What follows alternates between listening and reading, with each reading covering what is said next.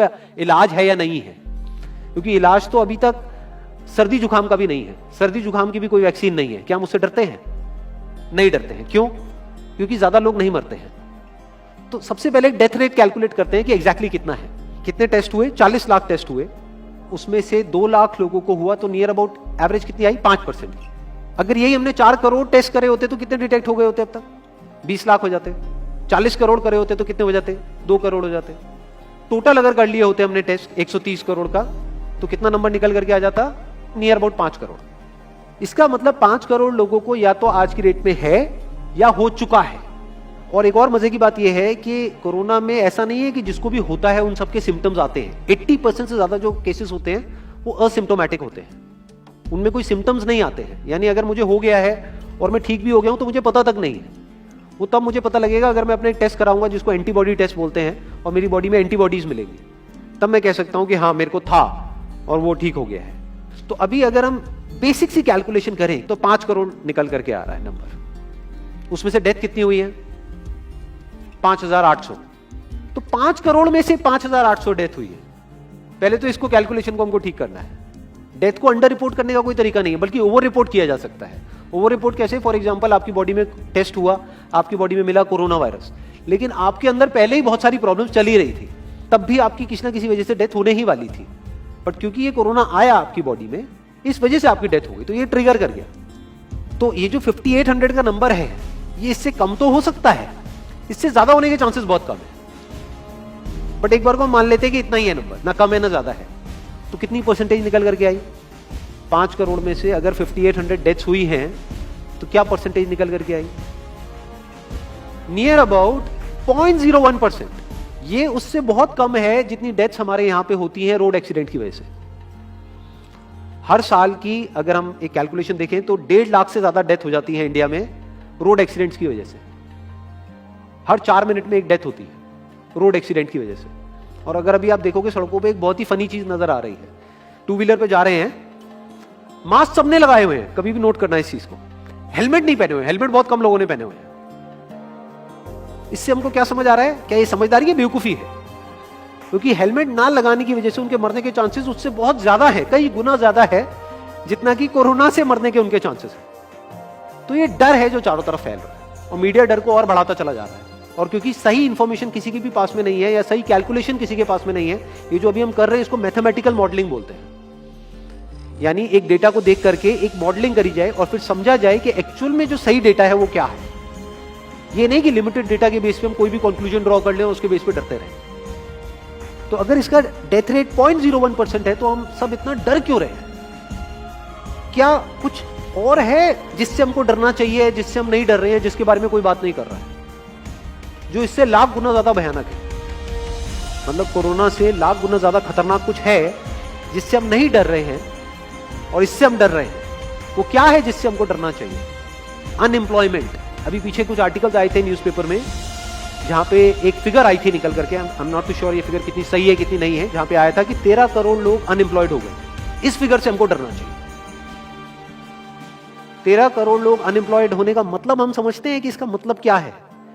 इसका मतलब ये, अगर इकोनॉमी पॉइंट ऑफ व्यू से देखोगे, कि ये जो 13 करोड़ लोग हैं ये अपने जो खर्चे हैं वो अब बहुत ही लिमिट में कर देंगे।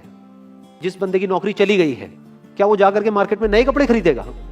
क्या अपने बच्चों के लिए खिलौने खरीदेगा? ट्रैवल एंड टूरिज्म तो भूल ही जाओ। ऐसी और हजारों इंडस्ट्रीज हैं जिनकी धज्जियां उड़ जाएंगी क्योंकि डिमांड कम हो जाएगी ओवरऑल इकोनॉमी के लेवल पे। जब डिमांड कम होगी तो क्या करना पड़ेगा इन ब्रांड्स को, इन कंपनीज को क्या करना पड़ेगा, इन मैन्युफैक्चरर्स को क्या करना पड़ेगा? अपनी सप्लाई को कम करना पड़ेगा। जितनी उन्होंने सप्लाई कम करी, अनएम्प्लॉयमेंट और बढ़ गया। कि आज जो नंबर 13 करोड़ है वो बढ़ करके कितना हो गया? 20 करोड़। यानी पूरा का पूरा लूप बन जाएगा। इस लूप को बोलते हैं रिसेशन, जो ग्लोबली ऑलरेडी रिसेशन आ चुका है। और अगर यही रिसेशन और डीप होता चला जाए तो उसको बोलते हैं डिप्रेशन, जहां से एक इकोनॉमी को बाहर आने में 5 से 10 साल लगते हैं। तो इकोनॉमी का पहले ही बुरा हाल था, प्लस इस कोरोना की वजह से और बुरा हाल हो गया है, प्लस जो रहा सहा हमारा जो अपना डर है वो सिचुएशन को और खराब करता चला जा रहा है। और इस डर को हर कोई बढ़ा रहा है, कोई भी कम करने का काम नहीं कर रहा है। एक्चुअल में अगर आप मेरे स्टैंड पॉइंट से देखोगे तो डरने की कोई जरूरत ही नहीं है, क्योंकि जो डेथ रेट है वो बहुत ही कम है। तो हम डर क्यों रहे हैं? सोचो। बस इसलिए कि डेथ नहीं होनी चाहिए। अगर यही हमारा ऑब्जेक्टिव है कि डेथ नहीं होनी चाहिए, मतलब हम कहते हैं कि किसी की डेथ नहीं होनी चाहिए, तो फिर तो लॉकडाउन परमानेंट हो जाना चाहिए, सड़कों पे निकलना ही नहीं चाहिए, क्योंकि सीधा सीधा 1.5 लाख डेथ बचेंगी। 1.5 लाख लोग जो हर साल एक्सीडेंट में मरते हैं, उनको हम बचा सकते हैं ना, उनकी लाइफ बच जाएगी। परमानेंट कर दो लॉकडाउन को। कैसा है आइडिया? ये बिल्कुल ऐसा है जैसे मैंने एक आदमी की एक कहानी सुनी थी, उसके घर में एक चूहा घुस गया, तो उस चूहे को उसने पकड़ने की बड़ी कोशिश करी, लेकिन वो चूहे को नहीं पकड़ पाया। तो एंड में उसने क्या किया, घर पे आग लगा दी, अपने घर में आग लगा दी। उसके बाद भी चूहा तो बच करके निकल गया, घर चला गया, घर जल गया। यही हालत है इसकी, कोरोना की। इस डर को हमको खत्म करना पड़ेगा, तब जाकर के इस प्रॉब्लम का एक्चुअल में सॉल्यूशन निकलेगा, जो रियल प्रॉब्लम है। और रियल प्रॉब्लम कोरोना नहीं है। रियल प्रॉब्लम क्या है? हमारी जो इकोनॉमी है। रियल प्रॉब्लम क्या है? अनएम्प्लॉयमेंट। तो इस वीडियो के थ्रू मैं अपनी एक हम्बल रिकमेंडेशन देना चाहूंगा गवर्नमेंट ऑफ इंडिया को, या जो भी लोग एक पर्टिकुलर पोजीशन पे हैं उन लोगों को, कि हमको टेस्ट करने कम करने हैं, टेस्ट बढ़ाने नहीं है। अभी हम गलती क्या कर रहे हैं? टेस्ट बढ़ाते चले जा रहे हैं, जिसकी वजह से केसेस बढ़ते चले जा रहे हैं, जिसकी वजह से डर बढ़ता चला जा रहा है। गवर्नमेंट क्या एक क्राइटेरिया नहीं बना सकती कि जो क्रिटिकल केसेस है बस उन्हीं का टेस्ट करो, क्योंकि उन्हीं को हॉस्पिटल में एडमिट करने की जरूरत है, तो उन्हीं का टेस्ट होना चाहिए ना। जो वैसे ही ठीक हो रहे हैं, अपने आप ही ठीक हो रहे हैं, जिनको माइनर सिम्टम्स हैं और वो खुद ही ठीक हो रहे हैं, उनका टेस्ट करने की क्या जरूरत है? उससे तो पैनिक और बढ़ेगा। और अगर टेस्ट कर भी दिया तो हम करने क्या वाले हैं? उनको क्या हॉस्पिटल में एडमिट करने वाले? नहीं, घर पे क्वारंटाइन करने वाले हैं। अभी जो क्वारंटाइन वाला फंडा है, ये भी जब बेस छोटा होता है तब तो काम करता है, जब करोड़ों में हो जाता है तब काम नहीं करता है।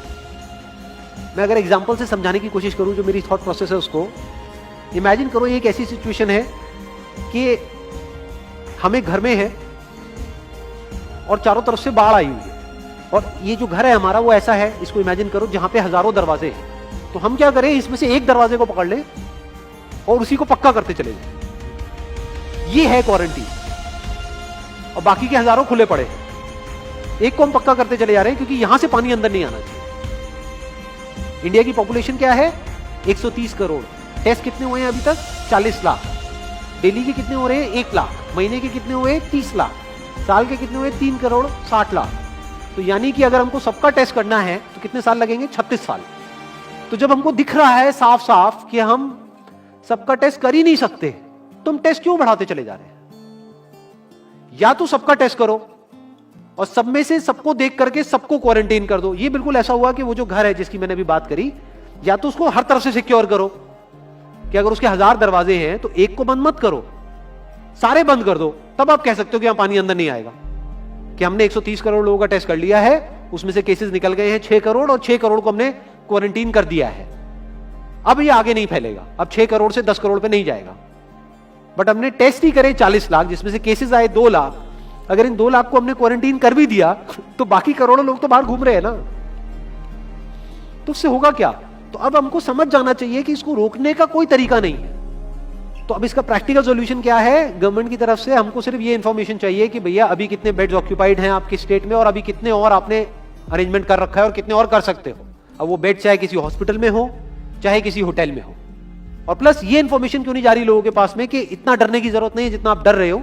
हाँ ठीक है, प्रिकॉशंस लो, सेफ्टी मेजर्स लो, सोशल डिस्टेंसिंग को मेंटेन करो, लेकिन इतना डरने की जरूरत नहीं है जितना आप लोग डर गए हो, क्योंकि डेथ रेट कम है। ये इंफॉर्मेशन जानी चाहिए अब लोगों के पास में, वक्त आ चुका है। अगर ये नहीं गई तो प्रॉब्लम सॉल्व नहीं होने वाली इकोनॉमी के लेवल पे। कॉन्फिडेंस खत्म हो चुका है, रियलिटी को हमको पहले समझना होगा। अभी प्रॉब्लम क्या हो रही है? हम कह रहे हैं कि हाँ कंस्ट्रक्शन एक्टिविटीज अलाउड है। गवर्नमेंट को क्या लग रहा है? अलाउड बोल करके सारी प्रॉब्लम सॉल्व हो जाएगी।